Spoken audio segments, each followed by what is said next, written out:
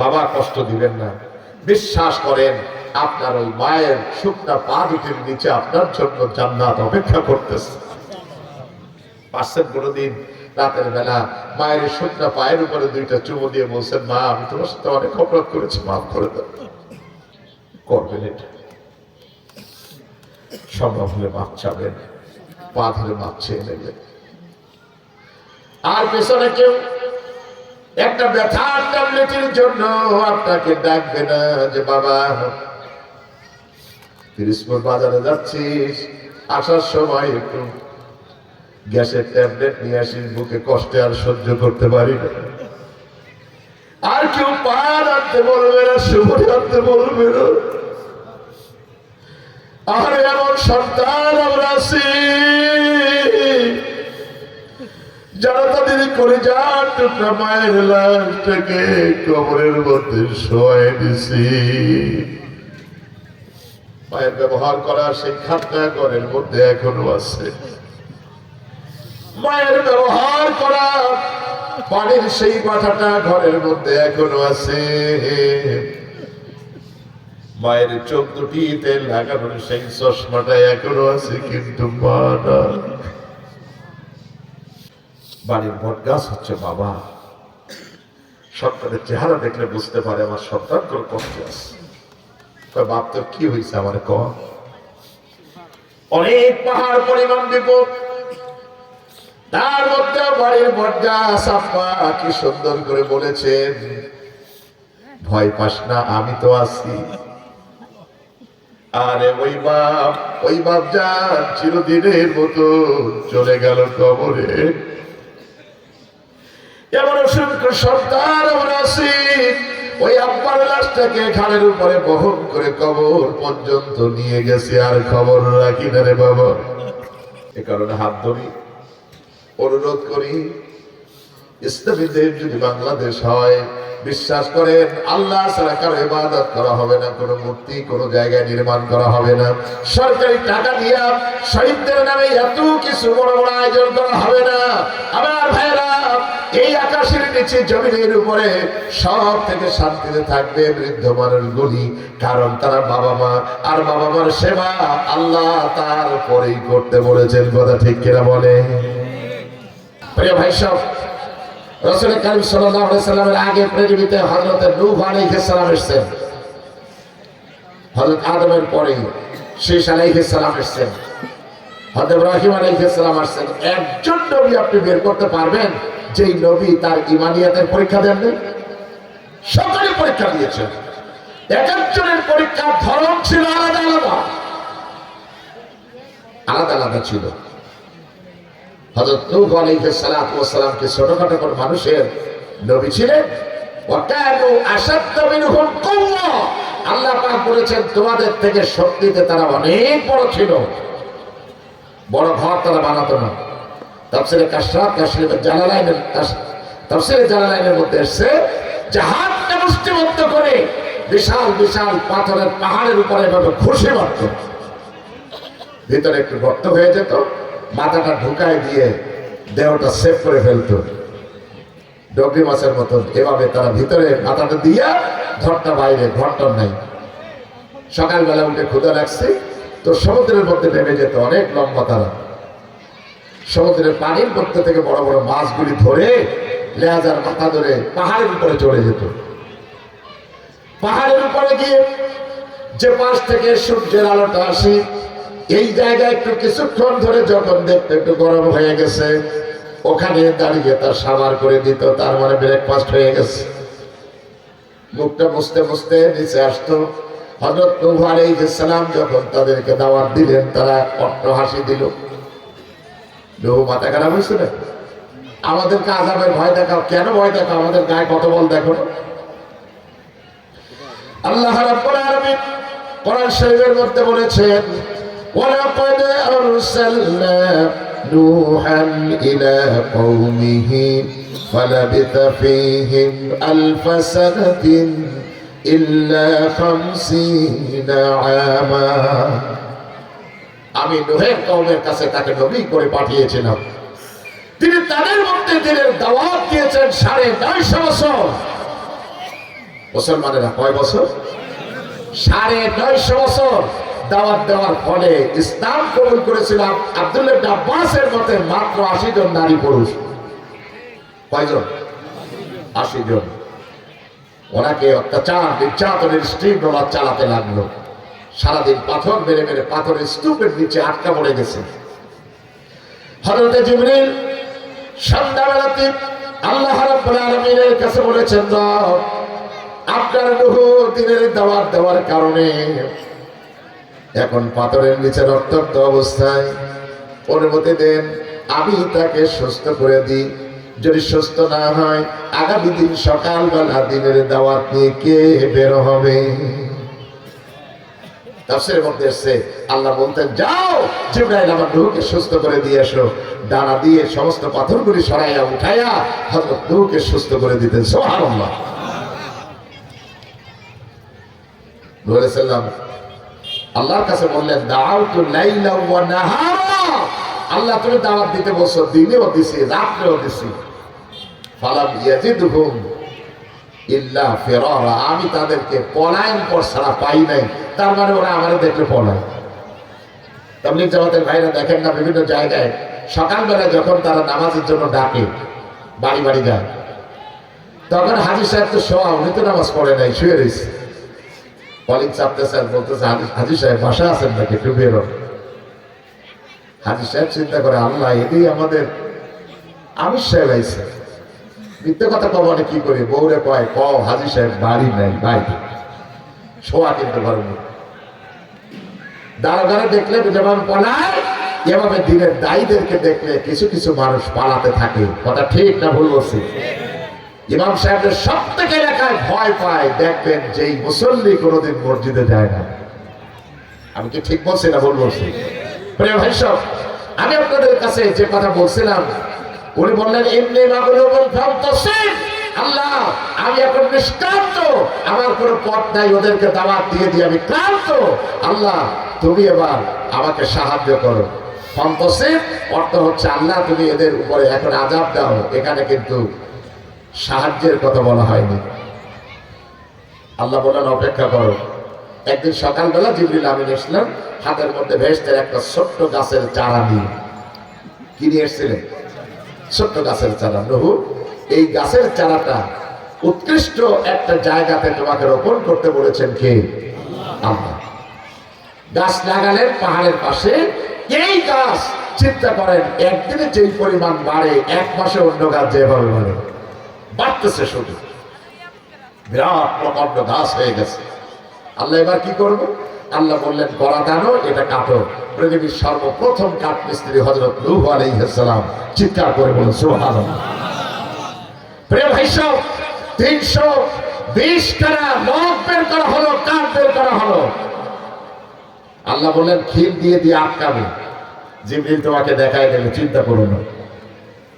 ল ব্যবহার করা হয়নি। কিন্তু নৌকা যখন তৈরি করে, গোটা জাতি অট্ট হাসিতে ফেটে পড়লো। তারা বলল, নূহের মাথা খারাপ, বলেছি ও তো পাগল, দেখো আসলেই পাগল। তারা বলে এমন করে নৌকা বানায় ফাঁকা জায়গায়। এর আগে গোটা দুনিয়ার মানুষের মাথার মধ্যে কোনো কনসেপ্ট ছিল না এভাবে নৌকা তৈরি করা যায়, নদীর উপরে চলা যায়, সমুদ্রের উপরে চলা যায়, এ কথা মানুষের জানা ছিল না। আল্লাহর নবী নূহ নৌকা ছোটখাটো বানালেন না, তিনি কম পক্ষে লম্বা 1000 গজ। কত গজ বলেন? 1000 গজ। প্রস্থ হচ্ছে 400 গজ। 3 তলা বিশিষ্ট বিশাল এই জাহাজ। সে জাহাজ কিন্তু পৃথিবীর ইতিহাস থেকে এখনো হারিয়ে যায়নি। তুরস্কের উপকণ্ঠে আন্দামান দ্বীপপুঞ্জের পাশে, যদি পাহাড়ের পাশে 1950 সালে প্রথম বিজ্ঞান এটা আবিষ্কার করেন। এরপরে 1991 সাল থেকে উত্তোলনের কাজ হচ্ছে। বর্তমানে 4 ভাগের 3 ভাগ উঠানো হয়ে গেছে, 1 ভাগ মাত্র বাকি। বাকি আছে কয় ভাগ? 3 ভাগ উঠানো হয়ে গেছে। অমুসলিমরা গিয়ে কোরআনের সত্যতা দেখে তারা ইসলাম কবুল করতেছে। প্রিয় ভাই সব, আমি আপনাদের কাছে যে কথা বলছিলাম, এই নৌকা যখন তৈরি করে ফেলানো, তখন ওরা তাচ্ছিল্য প্রদর্শন করেছে। কিভাবে দেখেন, রাত যখন হয়ে যেত সন্ধ্যার পরে বাড়ির ল্যাট্রিনে আর পায়খানা করতো না, সব এসে নূহ আলাইহিস সালামের নৌকার উপরে প্রসাব পায়খানা দিয়ে ভরে ফেললো। আল্লাহ বলেন ওমাকারু ওমাকারুল্লাহ, আমার দ্বীনের বিরুদ্ধে, ইসলামের বিরুদ্ধে ওরা ষড়যন্ত্র করে আর আমি কৌশল অবলম্বন করি। আল্লাহ কি গ্রহণ করে? কৌশল। কি কৌশল দেখেন, এটা টইটুম্বর হয়ে গেল, প্রসাব পায়খানা হয়। নূহ আলাইহিস সালাম কাঁদতে লাগলেন, আল্লাহ আপনি নৌকা বানাতে বললেন কেন? আবার তাতে ওরা পায়খানা করলো কেন? আমি তো এই লজ্জা রাখতে পারতেছি না। আল্লাহ বললেন অপেক্ষা করো, ওদেরকে চলতে দাও। আল্লাহ আকবার বলেন। শেষ রাত্রে পা একখান ভাঙা, সেইটা গেছে, এক খোড়া গেছে পায়খানা করতে। হযরত নূহ আলাইহিস সালামের নৌকাতে ওঠার সময় ল্যাট্রিনের মধ্যে এসে পড়ে গেছে, মশলার মধ্যে পড়ে গেছে। অবস্থা কি দেখে। এবার কোন রকম হামাগুড়ি দিয়ে পাশে উঠে দেখতেছে যে পাটা কাজ করতো না, সেটাও নড়তেছে। পা সব ভালো হয়ে গেছে।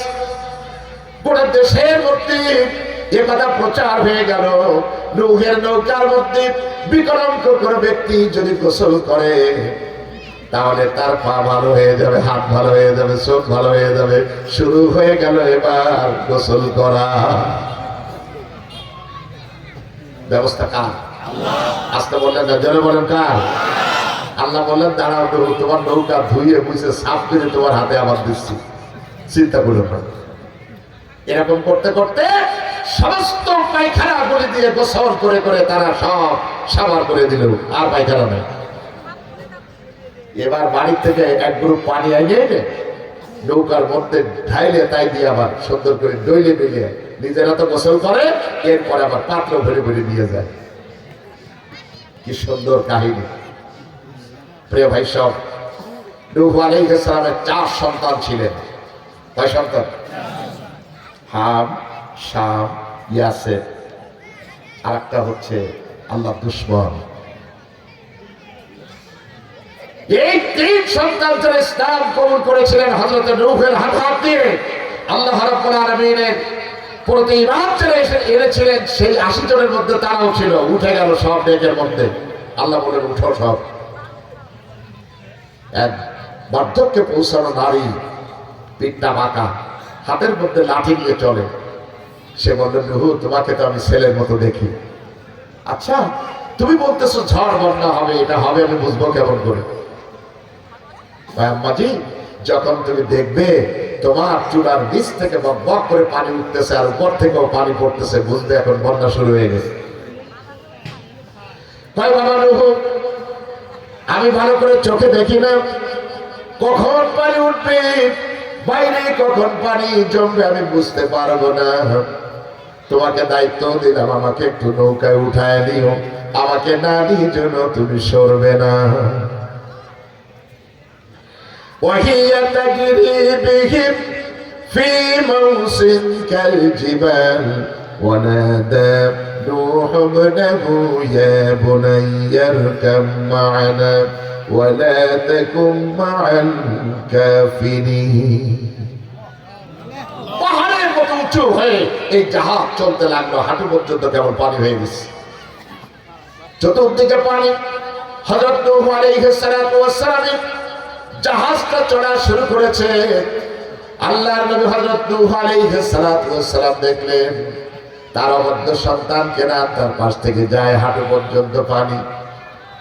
পিতৃসুলভ সেই মায়া জাগ্রত হয়ে গেছে।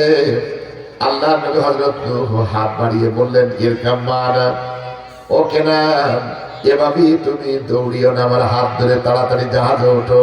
ওয়ালা তাকুম আল কাফিরিন, এই জাহাজের নিচে যারা আছে কাফির, তাদের সঙ্গী সাথী হইও না তুমি। আমার ভাইরা, আমার বন্ধুগণ, ইসলাম বিরোধীদের চরিত্র দেখবেন, আপনি যতই ভালো কাজ করেন না কেন, ভালো কথা বলেন না কেন, ও উল্টাটা সবসময় বুঝবে। ও বলতেছে সাওয়াবি ইলা জাবালি ইয়াসিমুনি মিনাল মা, রে বাবা তুমি ভ্রান্ত, আমাকে কোন পানির ভয় দেখায় লাভ নাই। ওই যে বিশাল পর্বতটা দেখতে পাচ্ছ, আমি লম্বা মানুষ, একটা দৌড় দিয়ে পাহাড়ের চূড়ায় উঠবো, পানি আমাকে কিচ্ছু করতে পারবে না। পানি কিছু করতে পারবে? ওই কথা বলছে আল্লাহ রাব্বুল আলামিন হযরত জিবরীলকে পাঠায় বলতেছেন, আমার নবীকে তো কাফিরদের এই নৌকায় উঠানোর জন্য বলি নাই, হাত আগালো কেন? যাও নিষেধ করো। ফার্দার যদি পিতৃত্বের সুলভ এই আচরণ সে প্রকাশ করে, বহিঃপ্রকাশ করে, নবুয়তের খাতা থেকে নাম করা যাবে। ফাহালা বাইনাহুমাল মাউজ ফাকানা মিনাল কুদরাতি। একটা বিশাল ঢেউ এসে বাবা ছেলে দুইজনের মধ্যে ব্যবধান তৈরি করে দিল। হযরত নূহ আলাইহিস সালাম জাহাজের উপরে থেকে দাঁড়িয়ে দেখতেছে তার ছেলে ডুবে কিভাবে মারা যাচ্ছে। আপনাকে আমাকে শুকনা জায়গায় ডুবাইয়ে মারতে পারে কে? আসতে বলবেন না, আরো জোরে বলেন। জাপানে সুনামি হলো, কোন আগাম সতর্কতা নেই। পৃথিবীতে টেকনোলজিতে 1 নম্বর গোটা দুনিয়ার মধ্যে। যাদের মেশিনারি যে হাত দিয়ে বলে জাপান যদি হয় তাহলে আর কিছু দেখবো না, প্যাকেট করে দিয়ে দেন, দামাদামি করে না। সেই জাপানে সুনামি হলো, টাইগ্রিস নদীর ভিতর থেকে এমন সুনামি, সেই সুনামি কমপক্ষে 200 মিটার উঁচু করে সমুদ্রের ভিতরের পানি আল্লাহ রাব্বুল আলামিন লোকালয়ের মধ্যে, বন্দরের মধ্যে ছেড়ে দিয়ে গোটা জাতিকে মুহূর্তের মধ্যে তছনছ করে দিয়ে দেখালেন যে আল্লাহ আমার কাছে কোনো টেকনোলজি খাটে না। আল্লাহর কাছে কোনো টেকনোলজি খাটে? কোনো খাটে না। প্রিয় ভাই সব, নূহ আলাইহিস সালামের এই জাহাজ 1-2 দিন না 40 দিন পর্যন্ত পানির উপরে ভাসমান ছিলেন। কয়দিন? কাবা শরীফকে চতুর্দিকে প্রদক্ষিণ করেছে 7 বার। আল্লাহ পাক বলেছিলেন জিবরাইল, এই দৃশ্যগুলি ধারণ করে রাখো কিয়ামত পর্যন্ত। যারাই এই কাবার কাছে আসবে তারা 7 বার এভাবে চক্কর দিলে একটা তাওয়াফ হবে। বিপদে যখন মুসলমানেরা পড়ে, ইসলাম আন্দোলনের কর্মীরা পড়ে, তারা রোজা রাখে না? রাজশাহীর মানুষকে তো শেখানো লাগবে না, আপনারা ভালো জানেন। প্রিয় ভাই সব, হযরত নূহ আলাইহিস সালাম রোজা রাখা অবস্থায় ছিলেন। ওয়াস্তাওয়াত আলাল জুদি পাহাড়ের সাথে তার জাহাজের মাথাটা যখন আটকে গেল বস্তুটা, তিনি নিচে নেমে আসলেন। অন্ধকার দেখা যায়, চতুর্দিকে শুধু লাশ আর লাশ আর গন্ধ। হযরত নূহ আলাইহিস সালাম রোজা রাখা অবস্থায় ওই জায়গায় দাঁড়িয়ে 2 রাকাত শুকরিয়া নামাজ আদায় করেছিলেন। আল্লাহ রাব্বুল আলামিন বললেন, জিবরাইল এটাকে রেকর্ড করে রাখো, কিয়ামত পর্যন্ত উম্মতে মুহাম্মাদীদের জন্য ফজরের ওই সময়টা আমি নামাজ ফরজ করে দিলাম। নূহ আলাইহিস সালাম কষ্ট করেছেন, অনেক কষ্ট করেছেন। ইউনূস আলাইহিস সালামের পরীক্ষা ছিল ভিন্ন। নেনুয়া গোত্রের কাছে তিনি দ্বীনের দাওয়াত নিয়ে এসেছিলেন। ওখান থেকে বন্দর নগরী থেকে 75 কিলোমিটার দূর জাফা নগরীতে ছিল তার শ্বশুর বাড়ি। আপনারা জানেন ইউনূস আলাইহিস সালাম, ইউনূস ইবনে মাত্তা, তিনি আল্লাহর কাছে অনুমতি না নিয়ে চলে গিয়ে যেতে চেয়েছিলেন শ্বশুর বাড়ির এলাকায়। আল্লাহ এটা পছন্দ করেননি। বন্দর নগরীতে তখন জাহাজই একমাত্র চলাচল জায়গা। দাঁড়িয়েছেন 3 ছেলে, হাত দিয়ে ধরা, স্ত্রী রয়েছে সাথে। বড় ছেলেকে উঠানোর সাথে সাথে জাহাজটা হযরতে ইউনূসের সামনে ডুবে গেল। আর একটা ছেলেকে বাগে ধরে নিয়ে গেল, আরেকটা ছেলেকে তার হাত থেকে টেনে নিয়ে চলে গেল। পরে একটা জাহাজ আসলো, সন্ধ্যা গড়িয়ে গেছে। হযরত ইউনূস নবী নিজের হাত দিয়ে স্ত্রীকে উঠায় দিচ্ছে। নবীদের সুন্নাত, আগে স্ত্রীকে উঠাতেন, তারপর নিজেরা উঠতেন। ওলামায়ে কেরাম খেয়াল রাখবেন। তো উঠানোর সাথে সাথে ওই জাহাজের দড়িটাও ছিঁড়ে ওনার সামনে ওনার স্ত্রী, সেও শরীর সমাধি। এমন এক কঠিন পরিস্থিতির ভিতরে হযরত ইউনূস আলাইহিস সালাম জাহাজের মধ্যে উঠলেন। ও উম্মতে মুহাম্মাদী, আমার প্রিয় ভাইরা, আমাদের ভাগ্য কত সুপ্রসন্ন। অন্যান্য নবীদের উম্মতেরা যখন একটা গুনাহ করতেন, দুনিয়ার মধ্যে তাদের একটা শাস্তি হয়ে যেত। আর আখিরাতের শাস্তি সেটা তো পাওনাই আছে, কথা ঠিক কিনা বলে? কিন্তু আপনার আমার নবী, উম্মতের মায়াবী নবী, এত মহব্বতের নবী তিনি কাবা শরীফের গ্রামের কাছে হাত লাগাইয়া দরজা বরাবর আল্লাহর কাছে কেঁদে কেঁদে বলতেছেন, আমার রব, আমার উম্মতের ছোট্ট একটা জীবন তুমি দান করেছো, বালেগ হওয়ার পর থেকে অল্প দিন তারা বাঁচবে। রব্বুল আলামিন আমার উম্মতকে দুইটা শাস্তি তুমি দিতে পারবে না, দুনিয়ার শাস্তিটাকে তুমি মওকুফ করো, আর কিয়ামতের দিন আমার উম্মতগুলিকে আমার সামনে বিচার করবে তুমি। আল্লাহ বলেন, নবী হে, তোমার দোয়া কবুল করলাম, তোমার কোনো উম্মতকে আমি দুনিয়াতে কষ্ট দিব না। সুবহানাল্লাহ বলেন। আমার ভাইরা, আমার বন্ধুগণ, একটু মাথা খাটান, চিন্তা করুন। ইউনূস আলাইহিস সালাতু ওয়াস সালাম জাহাজের মধ্যে উঠে গেলেন, মাঝ বরাবর প্রশান্ত মহাসমুদ্রের মধ্যে যখন পৌঁছে গেছে জাহাজ, প্রচন্ড ঝড় বন্যা শুরু হয়ে গেল। হযরত ইউনূস আলাইহিস সালাম যেই জাহাজের মধ্যে তিনি যাচ্ছিলেন, জাহাজের যিনি নাবিক ছিলেন, তিনি ওখানে একটা ছোট্ট ভাষণ দিয়ে বললেন, আমি বিশ্বাস করি আমার জাহাজের মধ্যে এমন ব্যক্তি উঠেছেন যে আল্লাহ পাকের হুকুমকে তামিল করে ওঠেন নাই। আমরা এখন লটারি করব, ফাসাহামা, যার নামটা চলে আসবে টানে, তাকে কিন্তু জাহাজ থেকে ফেলে দেওয়া হবে। প্রথম টান হযরত ইউনূস ইবনে মাত্তা, দ্বিতীয় টান ইউনূস ইবনে মাত্তা, তৃতীয় টান ইউনূস ইবনে মাত্তা। তাহলে ইউনূস নবীর আর বাঁচার কোনো কায়দা আছে? ওরা সকলে ধরে জাহাজ থেকে ফেলে দিল নদীর মধ্যে। ফালতাকামাহুল হুতু ওয়া হুয়া মুলিম। আল্লাহ রাব্বুল আলামিন বলেন, সাথে সাথে সমুদ্রের মধ্যে এক বিশাল হাঙ্গর ইউনূস নবীকে গিলে ফেলল, পানির মধ্যে নিয়ে চলে গেল। পরীক্ষা দেখছেন কারে কয়? নবীদের পরীক্ষা এটা। আর উম্মতের পরীক্ষা হবে وَلَنَبْلُوَنَّكُمْ بِشَيْءٍ مِّنَ الْخَوْفِ وَالْجُوعِ وَنَقْصٍ مِّنَ الْأَمْوَالِ وَالْأَنفُسِ وَالثَّمَرَاتِ وَبَشِّرِ الصَّابِرِينَ। আমাদের পরীক্ষা হবে স্টেজ বাই স্টেজ। কারো সন্তান মারা যাবে, কারো ধন সম্পদ ধ্বংস হবে, কেউ ভীতি সন্ত্রস্ত হয়ে ঘরে থাকতে পারবে না, কেউ বা ক্ষুধার যন্ত্রণার কাতর হয়ে ছটফট করবে। এই সব পরীক্ষা হয় কার পক্ষ থেকে? আসতে বলবেন না, জোরে বলেন, কার পক্ষ থেকে? প্রশান্ত মহাসমুদ্রের মধ্যে যে মাছ হযরত ইউনূস আলাইহিস সালামকে তার পেটের মধ্যে 40 দিন জায়গা দিয়েছেন, বিজ্ঞান সেটা আবিষ্কার করে ফেলেছে, তার নাম হচ্ছে স্টারজান মাছ। প্রশান্ত মহাসমুদ্রের মধ্যে মাছ পাওয়া যায়। দ্বীপ থেকে যেদিন ফুটে বের হয় তখন এই মাছটার ওজন হয় 40 পাউন্ড। কয় পাউন্ড? 40 পাউন্ড। প্রত্যেকটা মাছের মধ্যে একটা বালিশ আছে, আছে না নাই? আছে না বালিশ? এই পৃথিবীতে 2 লক্ষ প্রজাতির মাছ আছে বর্তমান পৃথিবীতে, মৎস্যবিজ্ঞানীদের তথ্য মতে। তার মধ্যে সব থেকে বেশি বড় বালিশ থাকে স্টারজান মাছের মধ্যে। এটা নিশ্চিতভাবে একটা মাছকে সমুদ্রের উপরে জাগিয়ে রাখতে পারে 40 দিন। ইচ্ছা করলে সমুদ্রের ভিতরে যখন ডুবন্ত থাকবে 40 দিন পর্যন্ত নিজেও বাঁচবে, আর একজনকেও বাঁচানোর ক্ষমতা রাখে। মাছের কোনো মাড়ির মধ্যে কোনো দাঁত নাই। যেই মাছগুলির মুখের মধ্যে দাঁত, এই মাছগুলি শিকার ধরেই 2-4টা চাবানি দিয়ে শিকারটা মেরে ফেলে। হযরত ইউনূস আলাইহিস সালামকে খেতে পারে নাই, গিলে ফেলেছে, স্টোমাকের মধ্যে গিয়ে আটকে দিয়েছে।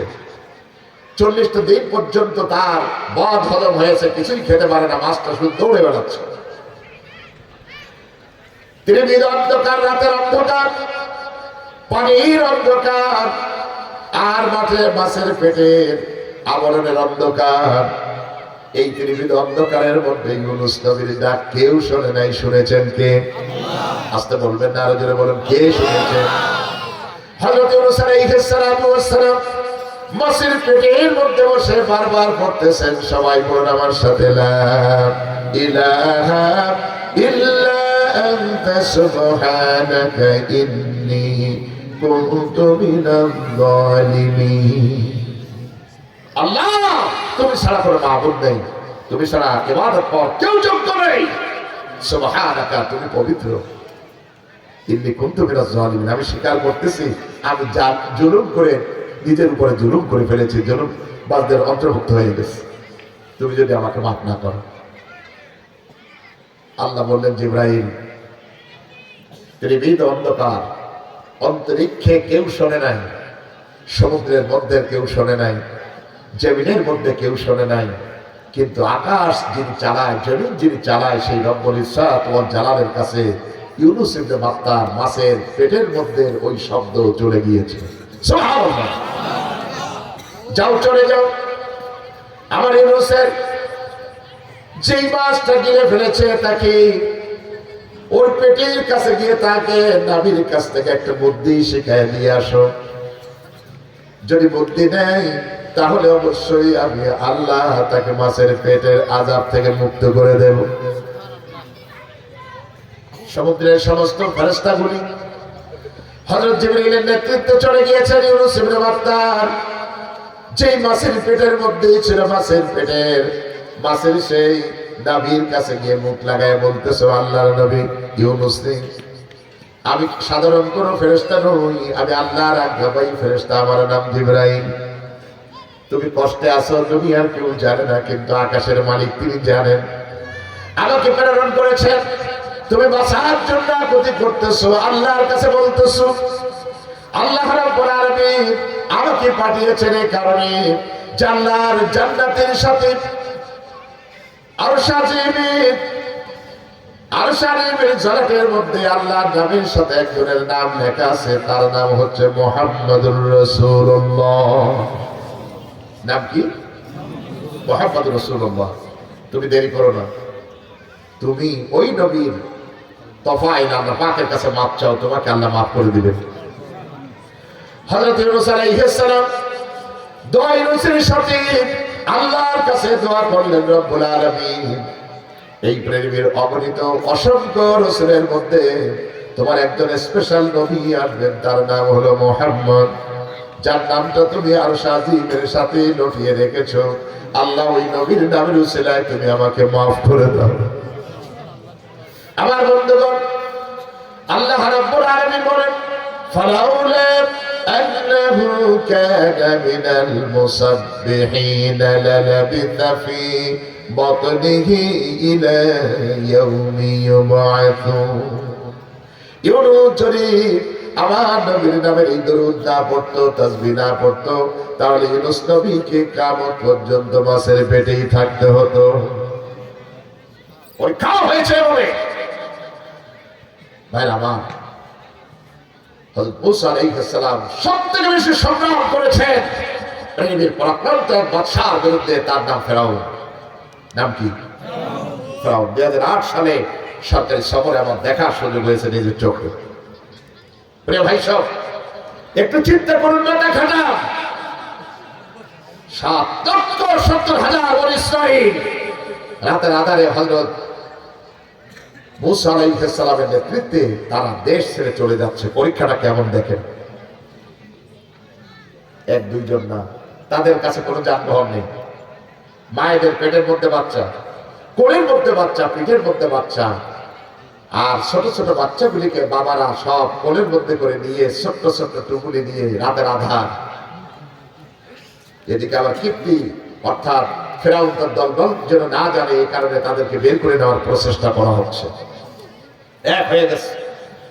হযরত মূসা এবং হারুনের নেতৃত্বে এই বাহিনী এগিয়ে চলল। মিশর ছেড়ে তারা চলে যাচ্ছে, ইস্তমার সমস্ত সম্পত্তি দেশে ফেলিয়ে রেখে তারা চলে যাচ্ছে জর্দানের দিকে ইসলামের জন্য।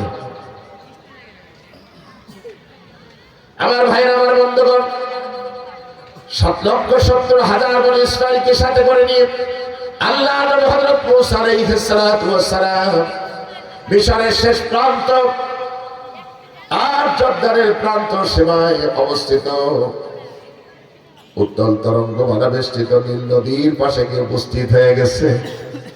সকাল হয়ে গেল, চতুর্দিকে আলোকিত হয়ে গেল। হযরত মুসার সাথীরা পিছনে তাকায় দেখে সর্বনাশ। যেই ফেরাউন তার বাহিনীর হাত থেকে বাঁচার জন্য এত প্রাণান্তকার চেষ্টা করেছে, সারাটা রাত হেঁটেছে, পা গুলো ফুলে গেছে, আর হাঁটা যায় না। সেই ফেরাউন কীর্তি সৈনিকদের গায়ের মধ্যে সব কালো কাপড়, সুন্দর ড্রেস পরা, তাদের সেনাবাহিনীর পোশাক, হাতের মধ্যে অস্ত্র শস্ত্র, তারা আসতেছে। হযরত মুসার সাথীরা এই কঠিন পরিস্থিতির মধ্যে কি বলেছিল আল্লাহ তা কোরআনের মধ্যে লিখে দিয়েছেন। সুবহানাল্লাহ বলেন। আল্লাহ রাব্বুল আলামিন বলেন, মুসার সাথীরা বলল, ওয়াকালা আসহাবু মুসা ইন্না লামুদরাকুন। ও মুসা, আমরা তো ধরা পড়ে গেলাম, ওই যে ওরা চলে এসেছে। আমার বন্ধুগণ, এই পৃথিবীর কোন কাপুরুষের জন্য ইসলাম নয়। যুগে যুগে যত নবী এবং রাসূলদেরকে আল্লাহ নবুয়ত এবং রিসালাত দিয়ে ধন্য করেছেন, এই নবী এবং রাসূলরা দুনিয়ার কোন রক্ত চক্ষুকে তারা ভয় পেত না। তারা শুধু ভয় পেত একমাত্র আল্লাহকে। কথা ঠিক কিনা বলে? আল্লাহ রাব্বুল আলামিন বলেন, আল্লাযীনা ইউবাল্লিগুনা রিসালাতিল্লাহি ওয়া ইয়াখশাউনাহু ওয়া লা ইয়াখশাউনা আহাদান ইল্লাল্লাহ। আল্লাহ পাক বলতেছেন, নবুয়ত এবং রিসালাতের দায়িত্ব নিয়ে যুগে যুগে যাদেরকে আমি প্রেরণ করেছি, এই মানুষগুলি পৃথিবীর কোন শক্তিকে তারা ভয় পেত না। তারা ভয় পেত কাকে? আস্তে বলবেন না, জোরে বলুন, কাকে? আল্লাহ পাক। হযরত মুসা আলাইহিস সালাম দেখলেন সত্যিই তোরা চলে এসেছে, এখনই মুসলমানরা ধরা পড়ে যাওয়ার অবস্থা। উনি কি বললেন? কাল্লা না, কাল্লা না, কোশ্চেন কালে হতে পারে না। সুবহানাল্লাহ বলেন। ঈমান কালে মনে দেখেন, কোশ্চেন কালে এটা হতে পারে না। ইন্না মাইয়া রাব্বি সায়াহদিন, নিশ্চয়ই আমাদের সাথে আমাদের রব আছেন, তিনি আমাদেরকে পথ দেখাবেন।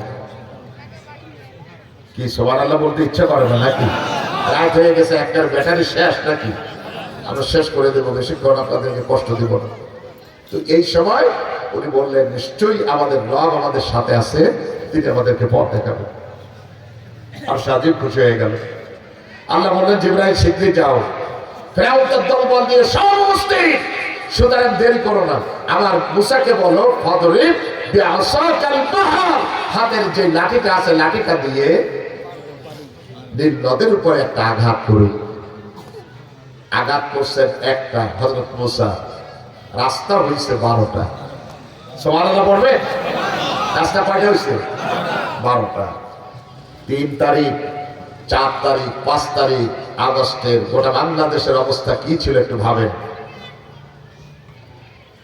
আমাদের ছোট্ট ছোট্ট পরিবার, টুকরো কোমলমতি সন্তান, ওরা রাজনীতি বোঝে না, ভালো মন্দ বোঝে না, কিন্তু ওরা মানুষ তাদের প্রতি বৈষম্য আচরণ করুক, ওদের প্রতি করে জুলুম করুক, এটা তারা ভালোই বোঝে। কথা ঠিক কিনা বলেন? আবাবিল পাখি নিয়ে আল্লাহ রাব্বুল আলামিন যেমন কাবা ধ্বংস করতে যারা এসেছিল, সেই আসহাবুল ফিলদেরকে, আল্লাহ হস্তে বাহিনীদেরকে যেভাবে হত্যা করে ফেলেছিল, বাংলাদেশের পুলিশের উপরে যাদের কোনো বিশ্বাস ছিল না, আর্মির উপরে বিশ্বাস ছিল না, এই দেশের সেনাবাহিনীর উপরে বিশ্বাস ছিল না, তাদের বিশ্বাস ছিল আমেরিকার সৈন্যরা তাকে রক্ষা করবে, তার ফ্যামিলিকে রক্ষা করবে। আল্লাহ বললেন, দাঁড়াও, বাড়ো, দেখবা আমার পাওয়ার কেমন। বুলেটের সামনে বুক চিতিয়ে দিয়ে বলছে গুলি কর। চিন্তা করছেন কোনদিন? নিরস্ত্র, হাতের মধ্যে কিচ্ছু নাই, এই নিরস্ত্র আমার দেশের লক্ষ লক্ষ কোটি কোটি বাচ্চা আমাদেরকে নতুন স্বাধীনতা এনে দিয়েছে, গোটা বাংলাদেশের চিত্র তারা বদলে দিয়েছে। এটা আল্লাহর খাস সাহায্য ছাড়া হতে পারে না। কথাকে ঠিক না ভুল বলছি? প্রিয় ভাই সব, আমি আপনাদের কাছে যে কথা বলছিলাম, রাস্তা যখন 12টা হলো, আল্লাহ রাব্বুল আলামিন হযরত মুসাকে বললেন, তোমার 12টা গোত্রের লোকরে আলাদা আলাদা সব নামে যেতে কর। তাওদিন আযীম মনে হচ্ছিল যেন এই নীল নদের পানিকে শক্ত করে ঢালাই করে আপনার গ্লাসের মতন অ্যাকুরিয়াম বানায় দিছে আল্লাহ, ভিতরে চকচকা ফকফকা রাস্তা। মুসলমানরা নেমে যাও, বেরিয়ে যাও, তোমরা আমার দিনের জন্য তোমার ঘর ছেড়েছো, সুতরাং তোমাদেরকে সাহায্য করা আমি আল্লাহ আমার জন্য ওয়াজিব। সুবহানাল্লাহ বলেন। ওয়াকানা হাক্কান আলাইনা নাসরুল মুমিনিন। আল্লাহ বললেন মুমিন যদি হও তাহলে এই মুমিনদেরকে সাহায্য করা আমি আল্লাহ আমার জন্য ওয়াজিব। মুমিনদের সাহায্য করা কি ওয়াজিব, আল্লাহর পক্ষে ওয়াজিব। প্রিয় ভাই সব, পাশ্চাত্যের গণতন্ত্রে যারা বিশ্বাস করে তারা দেখবেন নিজেরা কষ্ট করতে চায় না, সবসময় হামলা মামলা থেকে নিজেকে বিরত রাখতে চায়, অন্যদেরকে এর সাথে ইনভলভ করে দিতে চায়। এটা ফেরাউনের স্বভাব। হযরত মূসা কিন্তু সবার আগে রাস্তায় নেমে যেতে পারতেন, যান নাই। নবীদের স্বভাব বিরুদ্ধ কাজ এটি। সবাইকে নামাই দিয়েছেন আগে, উনি নামছেন শেষে। সুবহানাল্লাহ বলেন। বিপদ আমার উপর থেকে যেন বেশি হয়, ওরা যেন মাফ পেয়ে যায়। ঠিক উল্টাটা দেখেন এবার।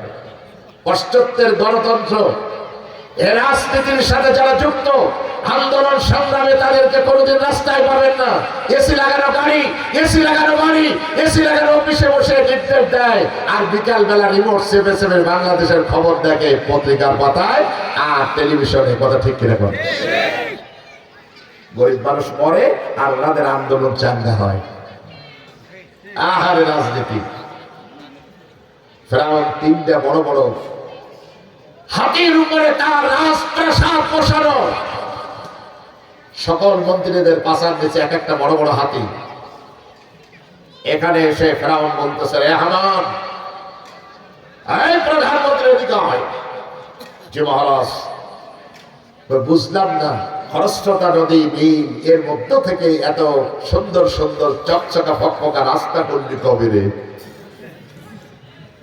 মহারাজ, এ রাস্তা আমরা করেছি না মুসা করেছে, বুঝে উঠতে পারতেছি না। নামবো নি, ওই যে ওদেরকে ধরে ফেলবো। উপদেষ্টা এরা। বাংলাদেশের এক্স প্রধানমন্ত্রীকে ডুবিয়েছে তার উপদেষ্টারা। সমস্ত আকাটাগুলিকে তার বড় বড় পদে নিয়োজিত করেছিলেন তিনি, ক্ষমতাকে চিরস্থায়ী করার জন্য। তিনি ভেবেছিলেন এই দেশে তাওহীদ পড়তে মানুষের আর কোনোদিন জানবে না। কিন্তু ওরা জানে না মুসলমানদেরকে কোনোদিন জেল জুলুম জরিমানা বলিয়া জারি করে মুসলমানকে ঠেকানো যায় না। যায় কি? যায় না। কলা গাছ একটা কাটবেন, পাশ থেকে দেখবেন কতগুলি বের হয়েছে। পাকা বাঁশ একটা কাটবেন, এই গাছের পাশ থেকে দেখবেন কতগুলি কড় বেরিয়েছে। তার মানে কাটবেন একটা, বেরোবে অনেক। তোমরা মনে করেছো দুই চারটা ফাঁসি দিয়ে অন্যায় ভাবে হত্যা করে তোমরা ক্ষমতার মসনদ চিরস্থায়ী করবে। আল্লাহ রাব্বুল আলামিন এ কারণেই বলেছেন, ইউরিদুনা লিইউতফিউ নূরাল্লাহি বিআফওয়াহিহিম ওয়াল্লাহু মুতিম্মু নূরিহি ওয়ালাউ কারিহাল কাফিরুন। ওরা ওদের মুখের ফুৎকার দিয়ে আমার কোরআনের বাড়িটাকে নিভিয়ে ফেলতে চায়, আর আমি আল্লাহ আমার ইচ্ছা হলো আমার কোরআনের আলোটাকে গোটা দুনিয়া ব্যাপী পরিব্যাপ্ত করে দেব, যদিও কাফিরদের কলিজার মধ্যে আঘাত লাগুক না কেন। প্রিয় ভাই সব, উপদেষ্টা বুদ্ধি দিচ্ছে ফেরাউন, মহারাজ মুসার বানানো রাস্তা যদি হয় আর ওইটাই যদি আমরা আগে নামি তাহলে বিপদে পড়ব। কি করবো? ভাই আগে পদাতিক ডিভিশন নামাই দিই, যারা গরিব মানুষ ওরা নামুক, মরলে দুই সাইডটা তারা মরবে। এরপর অশ্বারোহী নামাবো, এরপর অস্ত্রধারীদেরকে নামাবো, এরপরে আমরা নামবো বুঝে সেটা। ঠিক কইছিস, নাম, ওদেরকে নামতে কর। অর্ধেকের বেশি যখন নেমে গেছে, মিশরের খরস্রোতা নদী নীলের ভিতরে যখন নেমে গেছে, আল্লাহ রাব্বুল আলামিনের কাছে জিবরিল বলতেছেন, রব্বুল আলামিন অনুমতি চাই। আল্লাহ বললেন, কি অনুমতি চাও? কয়, আল্লাহ মিশরের নীল নদীর পাশে যেতে চাই। সারা জীবন মুসলমানদেরকে যারা অত্যাচার করেছে, নির্যাতন করেছে, যারা নির্যাতনের স্টিম রোলার চালিয়েছে, সেই মানুষগুলি মুসার বানানো রাস্তা দিয়ে হেঁটে যাবে, আমি জিবরাইল তা দেখতে পারবো না। আল্লাহ বলেন, অপেক্ষা করতে যার তোমাদেরকে নামতে দাও। আল্লাহ আকবার বলেন, সব নেমে গেল। আল্লাহ রাব্বুল আলামিন এবার বললেন, জিবরাইল এবার যা। আল্লাহ ভাষায় অ্যাক্টিভিটিস কাজ কি হবে? আল্লাহ বললেন, পানিকে সরায়া তত্ত্বদের হাসিন যে পাইলিং গুলি দিয়েছিস, সমস্ত পাইলিং গুলি সব ধসিয়ে দেয়, আর পানিটা ঘোলায় ছেড়ে দে, আমি আল্লাহ দেখতে চাই আমার ইসলামের সাথে যারা বেয়াদবি করে তাদের অবস্থাটা কি হয়।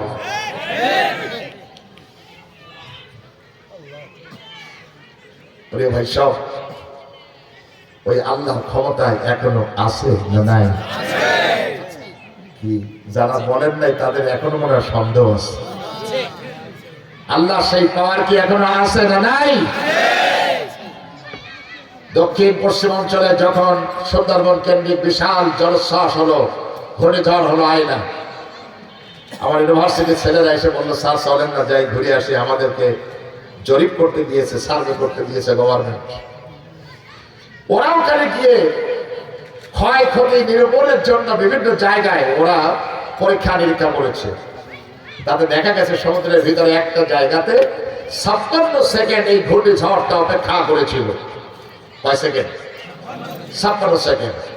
এই 56 সেকেন্ড অপেক্ষা করার কারণে 4 মাইল বাই 4 মাইল বিশাল এলাকা জুড়ে মনে হচ্ছে যেন মাটিটা পুড়ে কালো হয়ে গেছে, ভিতর থেকে বড় বড় গর্ত হয়ে গেছে। গাছগুলি দাঁড়িয়ে আছে, তার একটা পাতা অবশিষ্ট নেই। মনে হচ্ছিল যেন গাছগুলিকে আগুনের মধ্যে অর্ধ পোড়া করে তাদেরকে দাঁড় করিয়ে দেওয়া হয়েছে। আমি জিজ্ঞেস করতে চাই, প্রিয় উপস্থিতি, এই শক্তিটা কার? আসতে বলবেন না, আরো জোরে বলতে হবে, এই শক্তি কার? মুসলমানরা যুগে যুগে আল্লাহ পাকের সাহায্য পেয়েই তারা বিজয়ী হয়েছে। কথা ঠিক কিনা বলেন? একটা ছোট্ট দৃষ্টান্ত নেই, হযরত ওমর রাদিয়াল্লাহু তাআলা আনহু তিনি যখন খেলাফতে মদিনা মসজিদের ভিতরে বারান্দার উপরে দাঁড়িয়ে তিনি একটা ছোট্ট বক্তৃতা দিলেন আসরের নামাজের পর।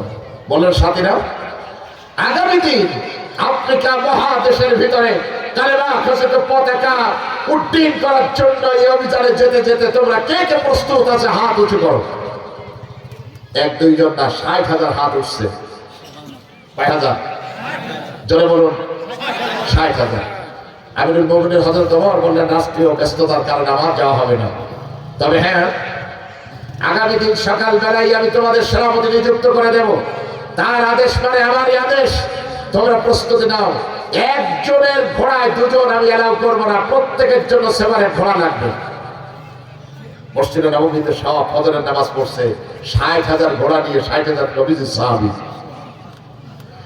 হযরত ওমর রাদিয়াল্লাহু তাআলা সাথীদের মধ্যে ছোট্ট একটা ভাষণ দিয়েছেন। তিনি বললেন, তোমাদের মধ্যে আবু উবাইদা কই? আবু উবাইদা কর্ণা থেকে হাত উঁচু করে বলতেছেন, আমি এই যে আছি। বলেন সামনে আস। সামনে আসার সাথে সাথে হযরত ওমর বললেন, এই অভিযানের সেনাপতি আমি তোমাকে নিযুক্ত করলাম। বলেন সুবহানাল্লাহ। এই অভিযানে হযরত ওমর রাদিয়াল্লাহু তাআলার হাতের মধ্যে যেই পতাকাটা ছিল, উম্মাহাতুল মুমিনিন মায়েশা সিদ্দিকা রাদিয়াল্লাহু তাআলা আনহা তার ওড়নার উপরে নিজে হাতে লিখেছিলেন, লা ইলাহা ইল্লাল্লাহু মুহাম্মাদুর রাসূলুল্লাহ। এই পতাকাটা তাকে ধরিয়ে দিয়ে বলতেছেন, তুমি হচ্ছে আমির, তুমি হচ্ছে সেনাপতি, এই জাহাজে তুমি যাবে মুসলমানদেরকে নিয়ে। উনি এটা ধরলেন, কয়েকটা সূরা লেখা একটা সাপ দিয়ে বললেন, এটা তোমার বুকের মধ্যে এখানে রাখো, মানুষদেরকে দাওয়াত দেবে কোরআনের দিকে। সুবহানাল্লাহ বলেন। কোরআন যদি তারা মেনে নেয়, কুল্লুকুম সাওয়া, তোমরা তারা সমান সমান। লেখা লাগবে তো লেখা লাগবে না। যদি কলেমা কবুল না করে তাহলে তোমরা তাদের সাথে যুদ্ধে লিপ্ত হবে আল্লাহ দ্বীনের জন্য। তবে অবশ্যই তাদেরকে কোরআনের দিকে দাওয়াত দিয়ে নেবে। যে কথা তাই কাজ। 60,000 মুসলিম সৈনিককে তিনি বিদায় দিচ্ছেন মার নামক জায়গাতে, নবীজি যেখান থেকে সাহাবীদেরকে বিদায় দিতেন। আমার বন্ধুগণ, আমার ভাইয়েরা, মুসলিম এই বাহিনী হযরত আবু উবাইদার নেতৃত্বে 70 মাইল পথ পিছনে ফেলে তারা ঘোড়া চালিয়ে চলে গেছে। উত্তল তরঙ্গমালা বেষ্টিত টাইগ্রিসের নদীর পাশে গিয়ে তারা আটকে গেছে। এ পাশে আরব ভূখণ্ড, অপর পাশে হচ্ছে আফ্রিকা। এরাও আরবিতে কথা বলে, ওরাও আরবিতে কথা বলে। বিশাল নদী পার হওয়ার মতো কিচ্ছু নাই মুসলমানদের। হযরত আবু উবাইদা নিজের ঘোড়ার উপরে দাঁড়িয়ে একটা ছোট্ট বক্তৃতা দিয়ে বললেন, সাথীরা, আমরা মদিনা থেকে এসেছি, আমরা রাসূলুল্লাহর সাহাবী। দুনিয়ার কোন মানুষের সন্তুষ্টির জন্য আমরা আসি নাই। আমাদের হাতের মধ্যে কালেমার পতাকা, বুকের মধ্যে হচ্ছে কোরআনুল কারীম। বলেন সুবহানাল্লাহ। তোমরা এই কালেমার দাওয়াত, কোরআনের দাওয়াতকে নিয়ে এই টাইগ্রিস নদীর অপার প্রান্তে যেতে চাও, এখান থেকে আবার মদিনায় ফেরত যেতে চাও। এক যুবক দাঁড়ায় গেছে 24 বছর বয়সে, বলতেছেন আপনি আমাদের সেনাপতি। সুবহানাল্লাহ। আপনার সমস্ত নির্দেশ মেনে চলা আমাদের জন্য ওয়াজিব। তবে হ্যাঁ, মনে করিয়ে দেই, আমি মানুষ ছোট হলেও নবীজির সাথে 3-4টা সফরে আমি সফর করেছি। আমি নবীজির সাথে জাহাদের মধ্যে বেরিয়েছি। আমি কোনোদিন দেখি নাই হুজুর মাঝপথ থেকে আবার বাড়িতে ফেরত আসেন। ডেস্টিনেশনে পৌঁছানোর পরে তিনি সিদ্ধান্ত নিতেন। সুতরাং আবু উবাইদা, তোমার কাছে বিনীত আমাদের অনুরোধ হচ্ছে, আমরা সামনে যেতে চাই, আমরা পিছনে হটতে চাই না। আল্লাহু আকবার বলেন। কারণ কি জানেন? সূরা হুজুরাত, ওয়ালাকিন হাব্বাবা ইলাইকুমুল ঈমান ওয়া সায়্যারাহু ফি কুলুবিকুম। আল্লাহ বলেছেন সাহাবীদেরকে নিয়ে তোমরা উপহাস যেন করবে না, কারণ সাহাবীদের কাছে দুনিয়ার সবথেকে আকর্ষণীয়, সবথেকে বেশি আকর্ষণ তৈরি করা হয়েছিল তাদের জন্য ঈমানকে। অর্থাৎ ঈমানের জন্য সাহাবীরা হাসতে হাসতে জীবন দিয়ে দিত। ওয়া কাররাহা ইলাইকুমুল কুফরা ওয়াল ফুসুক ওয়াল ইসয়ান। এই সাহাবীদের কলিজার মধ্যে অশ্লীলতা, খারাপ কাজ, নোংরা কাজকে তাদের হৃদয়ের মধ্যে সবসময় দুর্গন্ধ বানিয়ে দেওয়া হয়েছিল। সাহাবীদের নবীজি এই কারণে বলেছেন, সাহাবী কান নুজুম, আমার ফেরেশতারা, আমার সাহাবীরা হচ্ছে আকাশের নক্ষত্র তুল্য। বিআইয়িহিম ইক্তাদাইতু ইহতাদাইতু। একজন কি কেউ যদি অনুসরণ অনুকরণ করে জান্নাতে চলে যাবে। প্রিয় ভাই সব, পাঁচ বুঝতে পেরেছেন হযরত আবু উবাইদা। উত্তল তরঙ্গমালা বেষ্টিত টাইগ্রিসের নদীর পাশে দাঁড়িয়ে হযরতে আবু উবাইদা বলতেছেন, কাব্বিরু কাসীরা। আমার সাথীরা আস্তে আস্তে করে তাকবীর দিবে না, দিবে বেশি বেশি, জোরে জোরে তাকবীর। সুবহানাল্লাহ।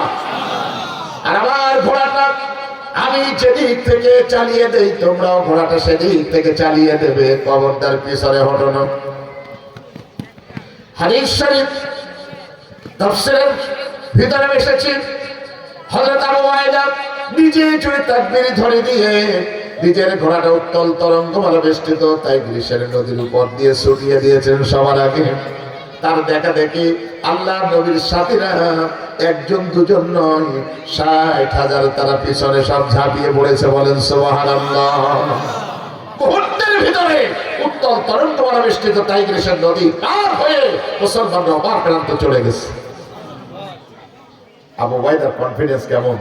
উনি বলতেছেন, সাথীরা তোমাদের ঘোড়া কি কারো হারিয়েছে? আমাকে বলো, আমি এনে দেবো। জিনিসপত্র হারিয়েছে? আমাকে বলো।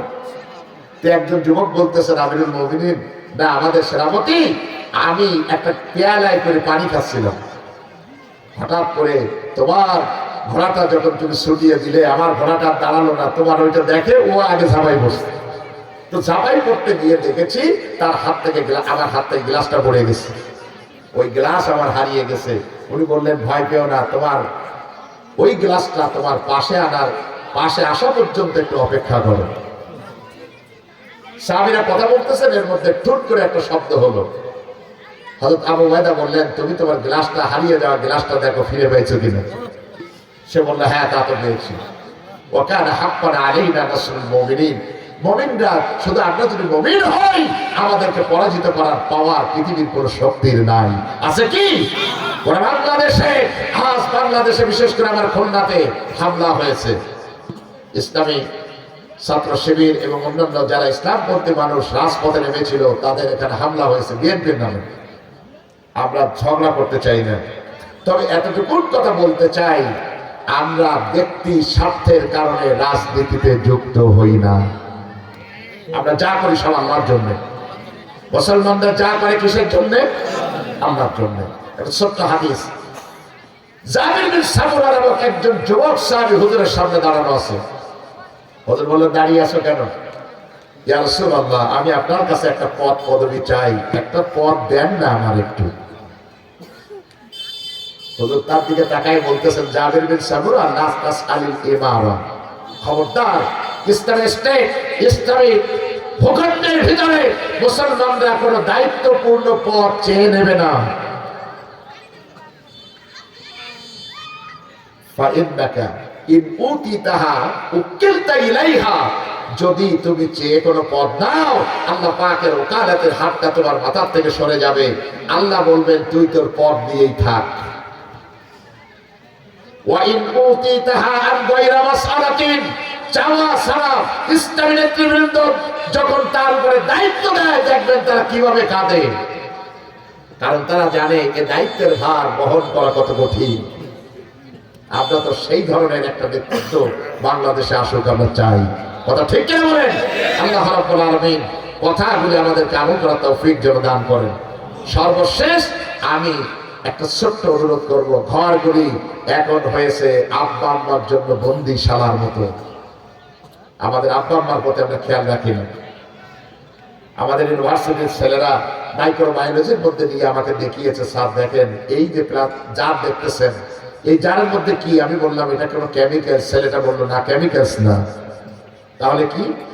স্যার মায়ের স্তর থেকে একজন সন্তান দুধ পান করে 1-2 ফোঁটা না, একটা মায়ের স্তরের মধ্যে একটা বাটের মধ্যে ছিদ্র আছে 36 থেকে 72টা। কয়টা? 36 থেকে 72। এই 36 থেকে 72টা ছিদ্র না দিয়ে আল্লাহ একটা বড় ছিদ্র দিয়ে দিতে পারতেন, আল্লাহ তা দেন নাই। কেন দেন নাই জানেন? সন্তান কখনো বড় থাকে, কখনো ছোট থাকে। ছোট অবস্থায় বড় ক্ষুধা দিয়ে যখন মায়ের এখানে দ্রুত দুধ পান করতে যাবে, গলাটা আটকে মরে যেতে পারে। আমার রব কত মেহেরবান, তিনি ছোট্ট ছোট্ট ছিদ্র দিয়ে মায়ের এই স্তনটাকে তৈরি করেছেন। আল্লাহ রাব্বুল আলামিন বলেছেন, হাওলাইনে কামিলাইন, 2টি বছর একটা সন্তান তার মায়ের স্তন থেকে দুধ পান করে। কয় বছর? জোরে বলেন। অন্য হাদিসের অন্য আয়াতের মধ্যে এসেছে সালাতুনা শাহরা, 30 মাস। এর ডেফিনেশনটা মেডিকেল সায়েন্স বলেছে যে পুত্র সন্তানেরা দুধ ছাড়তে চায় না, মেয়েরা আগে 2 বছরে শেষ করে ফেলে, আর ছেলেরা গড়াতে গড়াতে প্রায় 2.5 বছর খায়। যে জন্য 2টি শব্দ আল্লাহ ব্যবহার করেছেন 2 জায়গাতে। এই যে দুধ পান করি, এই দুধের পরিমাণ কতটুকু খাই আমরা জানেন? লক্ষ লক্ষ ফোঁটা। তার মানে 2 থেকে 2.5 বছরে একটা সন্তান কমপক্ষে 7 থেকে 7.5 মণ দুধ তার মায়ের স্তন থেকে পান করে। কতটুকু? 7.5 মণ। ভাবছেন?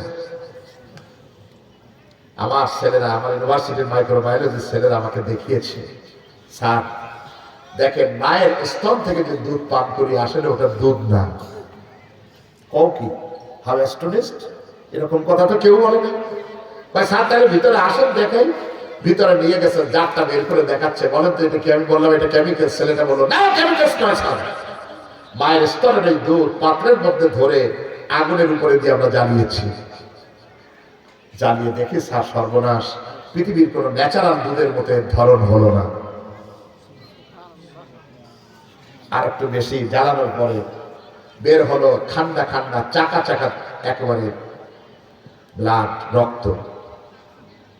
ওটাও রেখে দিছে আলাদা করে। আর একটা পত্র বের করে বলতেছে, স্যার এটা কি? আমি বললাম এটা তো ব্লাড। ওরা বললো এটা কোনো সাধারণ ন্যাচারাল ব্লাড নয়, এটা হচ্ছে মায়ের স্তনের শাল দুধ। জ্বালাতে জ্বালাতে সবার শেষে দেখি মায়ের স্তর থেকে আপনি আমি দুধ পান করি নাই, পান করেছি মায়ের গায়ের তাজা রক্তগুলি।